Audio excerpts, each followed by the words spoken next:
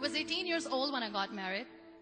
I belonged to a very conservative family, a Baloch family, where good daughters never say no to their parents. My father wanted me to get married, and all I said was, if that makes you happy, I will say yes. And of course, it was never a happy marriage. Just about after 2 years of getting married, about 9 years ago, I met a car accident. Somehow my husband fell asleep and the car fell in the ditch. He managed to jump out, saved himself. I'm happy for him. But I stayed inside the car and I sustained a lot of injuries. The list is a bit long. Radius ulna of my right arm were fractured. The wrist was fractured. Shoulder bone and collarbone were fractured. My whole rib cage got fractured. But that injury that changed me and my life completely was the spine injury. Many people came to rescue. They gave me CPR. They dragged me out of the car. And while they were dragging me out, I got the complete transection of my spinal cord. Those 2.5 months in the hospital were dreadful. I was at the verge of despair. One day, doctor came to me and he said, well, I heard that you wanted to be an artist, but you ended up being a housewife. I have a bad news for you. You won't be able to paint again.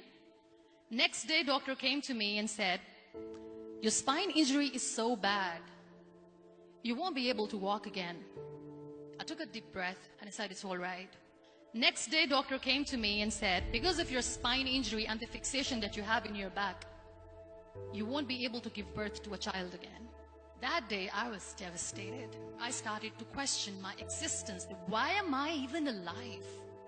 So what kept me going was, one day I asked my brothers, I know I have a deformed hand, but I'm tired of looking at these white walls in the hospital and wearing these white scrubs.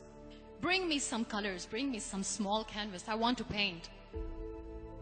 So the very first painting I made was on my deathbed, where I painted for the very first time.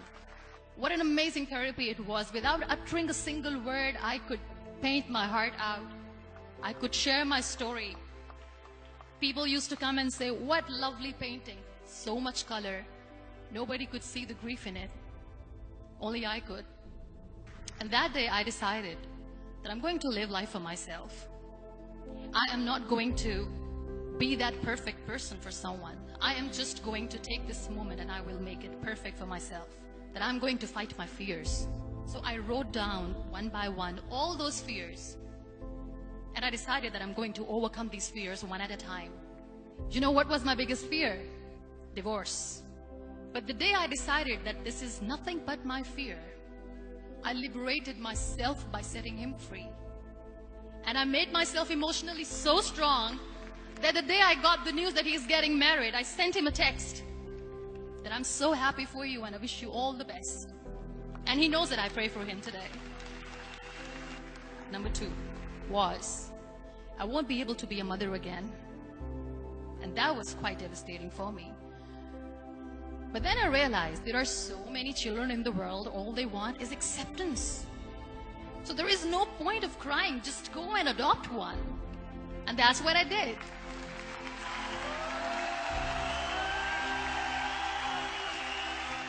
I gave my name in different organizations, different orphanages, and I waited patiently. 2 years later, I got this call from a very small city in Pakistan. I got a call and they said, are you Muniba Mazari? There is a baby boy and would you like to adopt? I could literally feel the labor pain. I said, yes, yes, I am going to adopt him. I am coming to take him home. And that day, I was 2 days old, and today he's 6. You know, when you end up being on the wheelchair, what's the most painful thing? People think that they will not be accepted by the people because we, in the world of perfect people, are imperfects. So I decided to appear more in public. I started to paint. I have done a lot of modeling campaigns. I decided that I'm going to join the national TV of Pakistan as an anchor person. I became the National Goodwill Ambassador for UN Women Pakistan, and now I speak for the rights of women, children. I was featured in BBC 100 Women for 2015. I'm one of Forbes' 30 under 30 for 2016. So when you accept yourself the way you are, the world recognizes you. It all starts from within.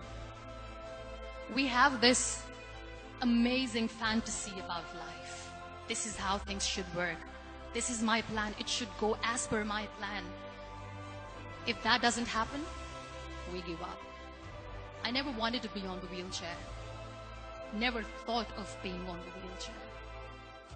This life is a test and a trial, and tests are never supposed to be easy. So when you are expecting ease from life, and life gives you lemons, then you make the lemonade, and then do not blame life for that. It is okay to be scared. It is okay to cry. Everything is okay, but giving up should not be an option. They always say that failure is not an option. Failure should be an option, because when you fail, you get up, and then you fail, and then you get up, and that keeps you going. Embrace each and every breath that you are taking. Celebrate your life. Live it. Don't die before your death. Real happiness lies in gratitude. So be grateful, be alive, and live every moment.